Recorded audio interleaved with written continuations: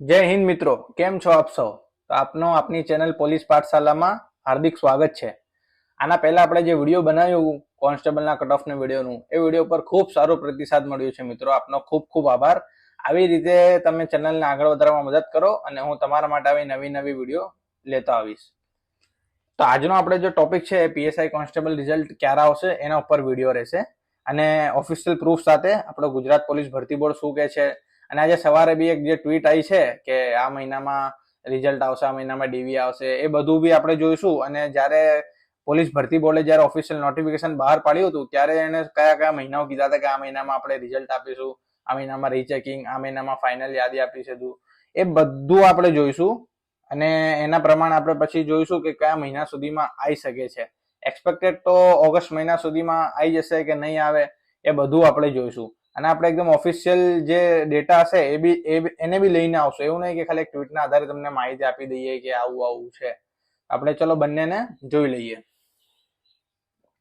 સૌથી પહેલા તો આ જે એક ટ્વીટ છે આ સવારે આવી છે, જેમાં લખ્યું છે કોન્સ્ટેબલ અને પીએસઆઈ ના પરિણામ માટે ભરતી બોર્ડ કરી રહ્યો છે કવાયત.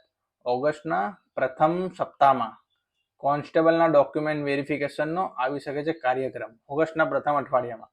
અને ત્યારબાદ જાહેર થશે પરિણામ અને એના પછી પરિણામ આવશે કોન્સ્ટેબલનું. અને કોન્સ્ટેબલના પરિણામની જાહેરાતના 1 મહિના બાદ આવી શકે છે પીએસઆઈનું પરિણામ સપ્ટેમ્બરના અંત સુધીમાં. તો મિત્રો અહીંયા એવું કહેવામાં આવી રહ્યું છે કે પહેલા કોન્સ્ટેબલનું પરિણામ આવશે અને એના 1 મહિના બાદ પીએસઆઈનું આવશે. તો એના કારણે શું ફેરફાર થઈ શકે છે એની પર આપણે છેલ્લે વાત કરીશું. પહેલા આપણે જોઈ લઈએ. જો આમાં એવું છે કે કોન્સ્ટેબલના પરિણામનું એવી વાત છે કે ઓગસ્ટના પ્રથમ અઠવાડિયામાં ડીવી થશે, બરાબર. હવે ફાઇનલ આન્સર કી આવશે કે કેમ, મને તો એવું જ લાગે છે કે હવે જે ડીવી આવશે એના જોડે જ ફાઇનલ આન્સર કી આવશે. એક જ દિવસમાં ફાઇનલ આન્સર કી આપી દેશે અને ડીવી નું લિસ્ટ બી આપી દેશે. એટલે ફાઇનલ આન્સર કી હવે મને નહીં લાગતું કે હવે આવશે, ડીવી ના સાથે જ આવશે લગભગ ઓગસ્ટના પ્રથમ અઠવાડિયામાં. અને પછી અઠવાડિયા કે 2 અઠવાડિયામાં, ચલો ને ઓગસ્ટનો છેલ્લો અઠવાડિયો સમજાય, છેલ્લો અઠવાડિયા સુધીમાં ડીવી નો કાર્યક્રમ ચાલુ થઈ જશે. અને ત્યારબાદ ઓગસ્ટના અંતમાં કાં તો સપ્ટેમ્બરની શરૂઆતમાં કોન્સ્ટેબલનું આપી દેશે અને પછી સપ્ટેમ્બરના અંત સુધીમાં પીએસઆઈનું આપી દેશે, એવું અત્યારે લાગી રહ્યું છે. આ ટ્વીટની માહિતી હતી, બરાબર. હવે જ્યારે પોલીસ ભરતી બોર્ડે જ્યારે ઓફિશિયલ જ્યારે ભરતી બહાર પડી હતી ત્યારે બી એક આવું એક્સપેક્ટેડ, જ્યારે હસમુખ પટેલ સાહેબ હતા ચેરમેન, ત્યારે એમણે આપ્યું હતું કે એક્સપેક્ટેડ આ મહિનાઓ છે ત્યાં સુધીમાં ભરતી પૂરી થઈ જશે. તો આપણે હવે તે જોઈ લઈએ કે આ અને એમાં શું ફરક છે. તો જુઓ, આ છે બિન હથિયારી પીએસઆઈ લેખિત પરીક્ષા, બરાબર. આ બધું તો થઈ ગયું છે. લેખિત પરીક્ષા થઈ ગઈ.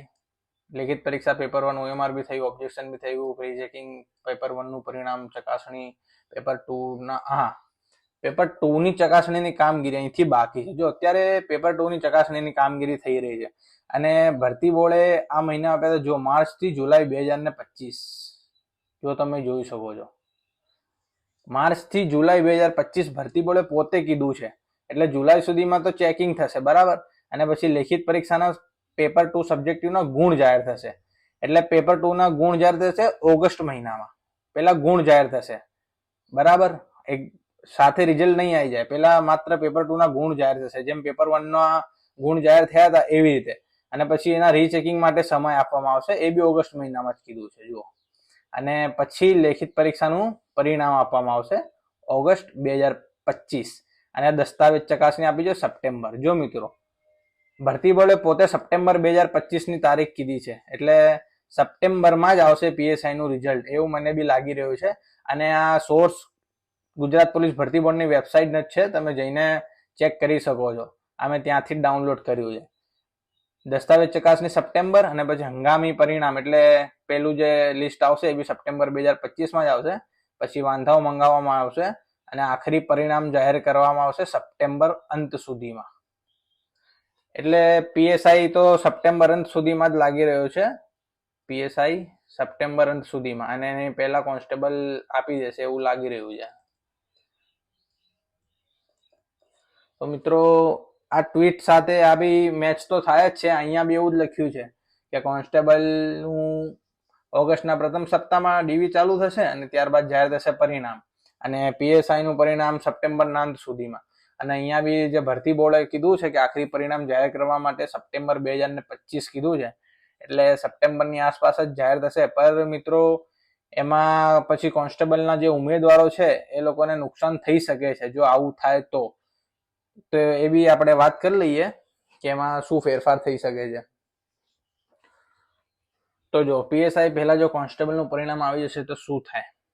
તો સૌ પ્રથમ તો પીએસઆઈમાં જે 472 જગ્યા છે એમાંથી 300 જેવા તો લગભગ કોમન ઉમેદવાર હોય જ જે કોન્સ્ટેબલનો ડીવી કરાવે, અને કરાવે સ્વાભાવિક વાત છે, કેમ કે પીએસઆઈ નું રિઝલ્ટ જો ના આવ્યું હોય તો જે લોકોએ એની સાથે સાથે કોન્સ્ટેબલનું બી આપ્યું છે અને એમના માર્ક્સ સારા જ થતા હશે, જે પીએસઆઈ બનવાના છે આ કોન્સ્ટેબલમાં તો સારા જ માર્ક્સ હશે, તો એ લોકો ડીવી કરાવશે જ. એવું બનશે નહીં કે ડીવી નહીં કરાવે, પીએસઆઈ રિઝલ્ટની રાહ જોશે, એ પહેલા એમાં ડીવી કરાવશે. તો એના કારણે શું થશે કે મેરિટમાં પણ 3-4 માર્ક્સ ઊંચું જઈ શકે છે, કેમ કે બધા પછી ડીવી કરાવશે. એમાં 200 થી 300 કોમન ઉમેદવારનું પ્રશ્ન રહી શકે છે. એ કેવી રીતે કે જુઓ, પેલા કોન્સ્ટેબલનું રિઝલ્ટ આવી ગયું બરાબર, એમાં બધા જે પીએસઆઈમાં પાસ થવાના છે એ લોકો બી ડીવી કરાવશે જ. તો એ લોકો ડીવી કરાવશે તો પછી આખરી પરિણામ પછી આવશે અને એના પછી પીએસઆઈ નું આવશે, તો પછી એ લોકો પીએસઆઈમાં લાગી જવાના, તો હાજર તો એ લોકો થવાના નથી.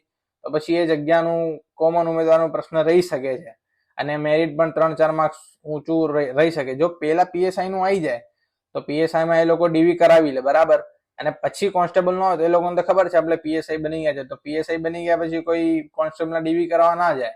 એના કારણે શું, જે 300-400 લોકો હોય અને એમના માર્ક્સ બી સારા થતા હોય તો એ લોકો નીકળી જાય, અને એના કારણે શું થાય કે મેરિટ નીચું જાય થોડું, એવું બની શકે છે.